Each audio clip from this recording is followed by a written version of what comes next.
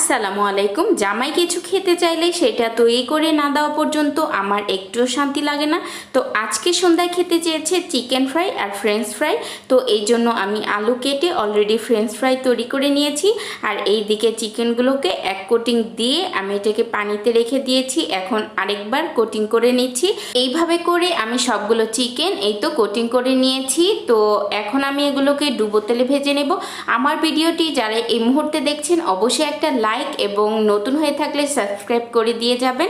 আর এটাকে আমি 15 মিনিট এপিট ওপিট করে ভেজে নিয়েছি মিডিয়াম থেকে লো হিটে করে। আর দেখতেই পাচ্ছেন আমার চিকেন ফ্রাইগুলো কত সুন্দর কালার এসেছে।